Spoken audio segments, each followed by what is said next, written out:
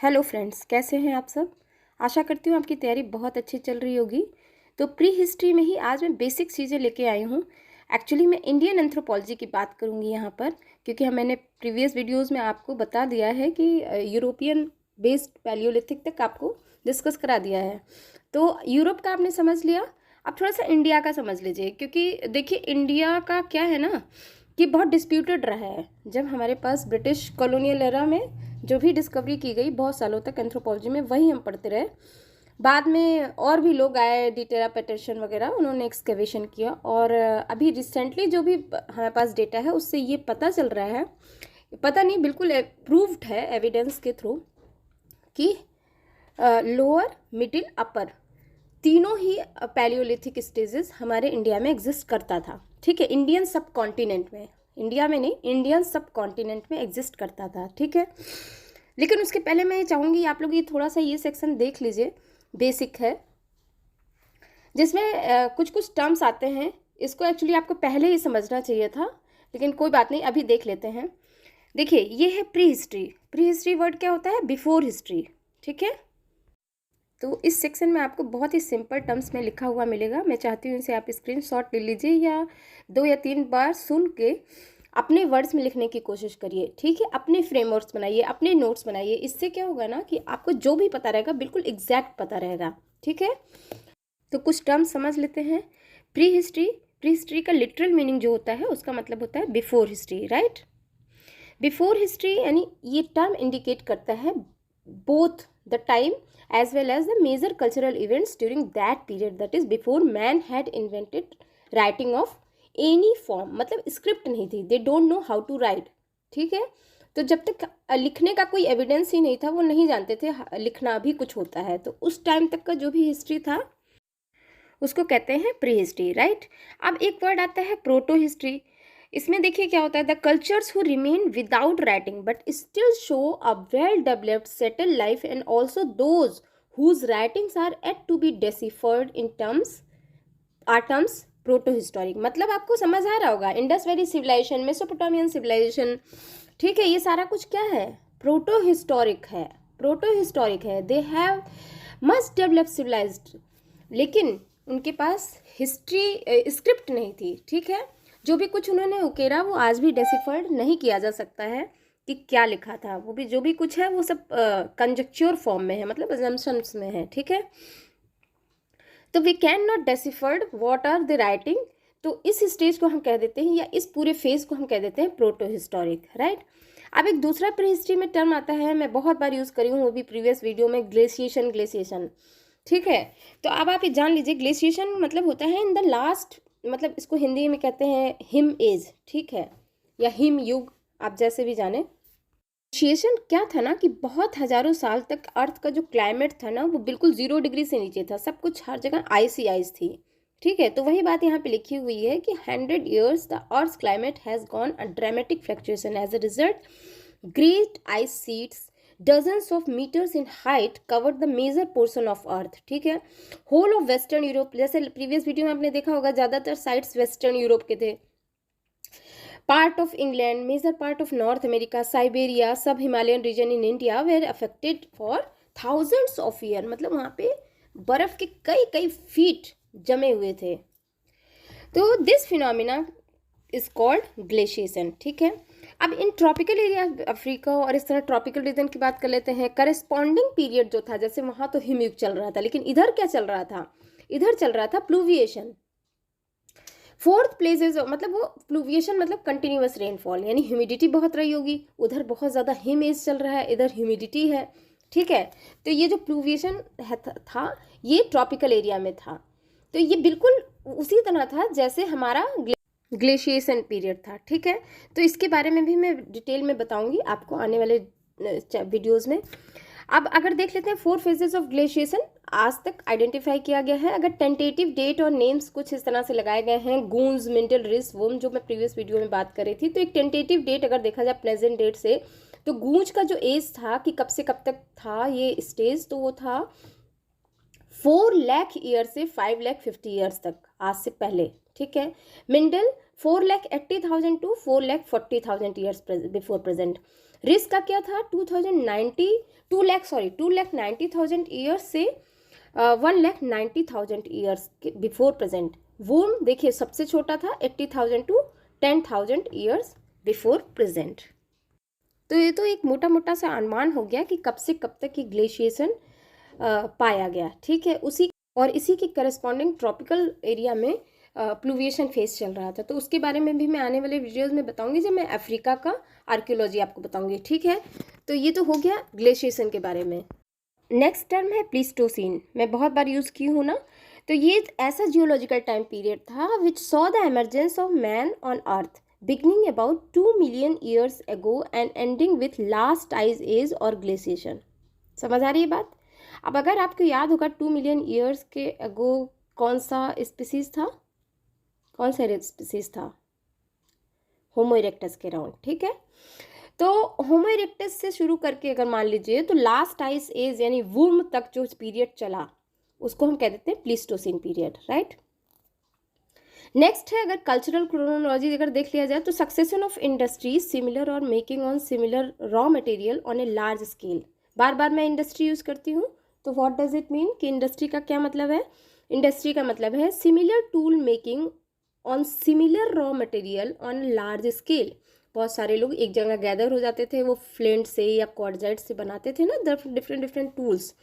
तो उस तरह की चीज़ों को हम कह देते थे, उस फिनोमिना को कह देते थे इंडस्ट्रीज, ठीक है। आपको समझ आ गया वो जो इंडस्ट्री में बात कर रही थी।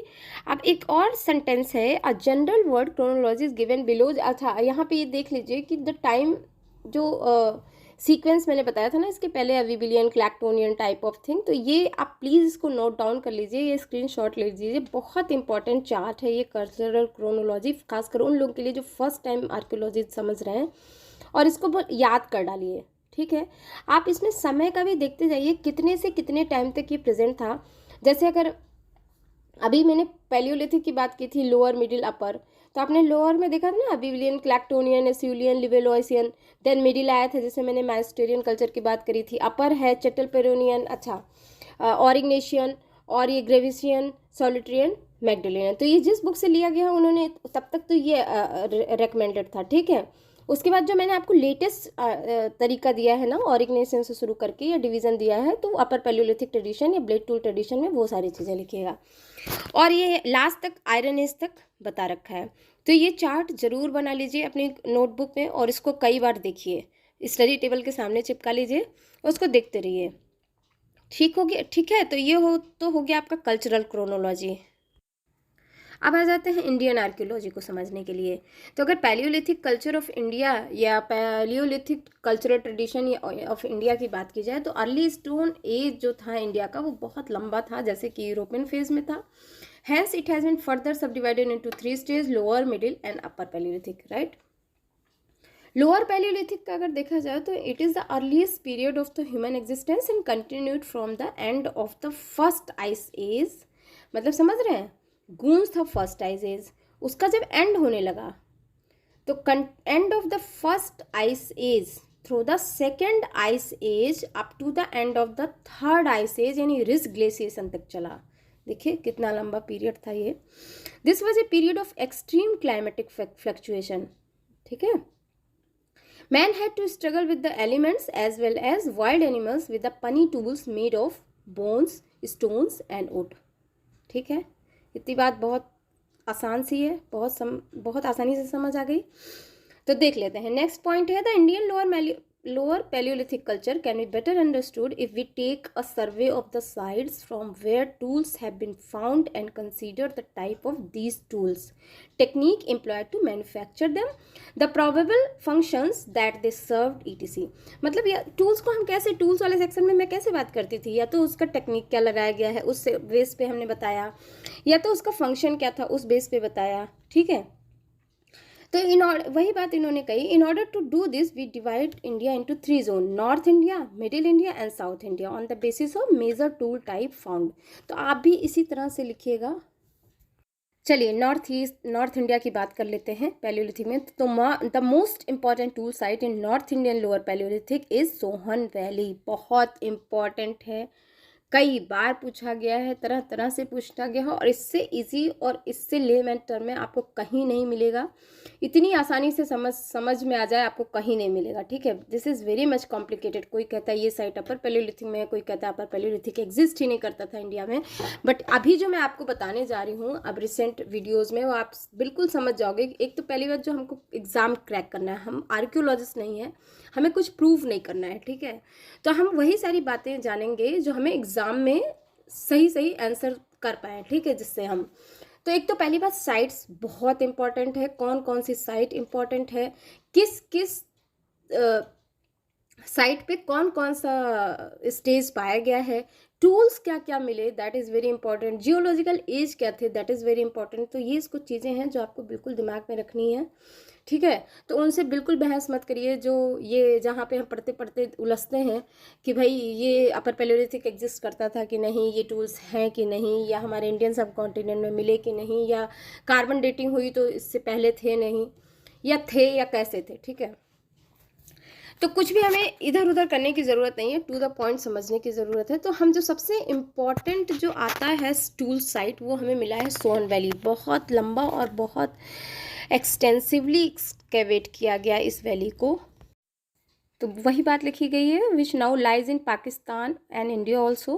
Other important sites are the Chauntra and Guler in Himachal Pradesh, बहुत इंपॉर्टेंट है। Singrauli basin in UP, Chota Nagpur plateau in Bihar, Damodar valley in west Bengal, Brahmani basin, Keonjhar and Mahanadi basin in Orissa. जो इम्पॉर्टेंट टूल थे, the chief tool of this period as far as North India is concern are chopper and chopping. मैं पहले भी जब Europe का या वैसे general discussion कर रही थी तो मैंने बताया था, वो बने थे स्पेशली पबल्स पे। Choppers are made by unifacial flaking while choppings are made by bifacial flaking, बहुत इंपॉर्टेंट है। The flaking are mostly primarily, ठीक है, blow being delivered by block on block technique और बाय स्टोन हैमर। समझ आ रहे हैं ना सारे टर्म्स। की sites which yield tools in greatest number and in successive stages is of course the Soan valley. समझ आई। इसको डिस्कवर किसने किया था? 1936 में डी टेरा एंड पैटरसन। बहुत इंपॉर्टेंट नाम, याद रखिएगा। Under the auspices of the Yale Cambridge expedition. तब भी हम इतने ये नहीं थे कि हम अपने इंडिया से स्पॉन्सर हो पाते, तब तो फिलहाल कॉलोनियल था। लेकिन जो भी उस समय इंडिया के कॉलेज थे वो हमें स्पॉन्सर नहीं कर रहे थे, तो ये लोग भी एल कैम्ब्रिज से ही आए थे, इस टीम में थे। तो Sohan valley is the representative site of the all the three, आप क्या कह सकते हैं, पैलियोलिथिक, मेसोलिथिक, नियोलिथिक साइट का। तो एक रिप्रेजेंटेटिव जगह बन गया था। हर कोई आता था, एक्सकेवेट करता था और नए नए फाइंडिंग्स पाता था और उसे अपने ही वर्ड्स में लिख देता था। कई बार इन्फ्लुएंस्ड भी होते थे वो अपने मेंटोर से या अपने गाइड से या उस कंट्री से स्पेशली। तो वही बात लिखी हुई है। तो देख लेते हैं next point. River Sohan flows through a resin plateau. एक प्लेट्यू था, वो बहुत ज़्यादा उसमें एरिया में था, तो उसको हम कह देते हैं पोतवार प्लेट्यू। और ये एग्जिस्ट करता है within the city of Islamabad, उसका सेंटर पड़ेगा। और bounded by extension of Shivalik in the east, Himalaya in the north, Pir Panjal in the west and salt ranges in the east. बहुत इंपॉर्टेंट है, ये पॉइंट समझिएगा और लोकेट करने की कोशिश करिएगा अपने दिमाग में कि कहाँ से कहाँ तक ये सारा सोहन वैली बहता था और कैसे वो प्लेट्यू कहाँ से कहाँ तक फैला हुआ था, एक्सटेंडेड था, ठीक है। अच्छा, अब ये पिक्चर देखिए। ये पिक्चर बहुत ज़्यादा इम्पोर्टेंट है, आपको कहीं नहीं मिलेगा। ये पूरा आपका सोहन वैली का पूरा एक ट्रांसफ़र सेक्शन है, ठीक है। ट्रांसफ़र सेक्शन के थ्रू इसे समझाया गया है। इसमें आप देखेंगे कि आपके लेफ्ट साइड में शिवालिक की पहाड़ियाँ हैं, राइट साइड में सोहन रिवर बह रहा है और इसको एक स्ट्रेटिग्राफिकल वे में इसका ट्रांसफ़र सेक्शन में इसको समझाया गया है। बहुत इंपॉर्टेंट पिक्चर है। अभी के भी इस वीडियो को पॉज करके स्क्रीनशॉट लीजिए और उसका प्रिंट आउट निकालिए और उसको समझने की कोशिश करिए, ठीक है। तो मैं नेक्स्ट वीडियो में या नेक्स्ट डिस्कशन में आपको इसी का एक्सप्लेन करूँगी, इसी वीडियो को, इसी पिक्चर को, सॉरी। तो इससे पहले आप क्या कीजिए, इस पिक्चर को खुद से ड्रॉ करने की कोशिश करिए, तो आपको समझ आएगा कि कहाँ से क्या क्या चीज़ें बदल रही हैं और चल रही हैं। तो इंटायर पैलियोलिथिक यहीं पे आपको समझ में आ जाएगा, ठीक है। तो that is all for today's discussion. Thanks for listening. Bye bye.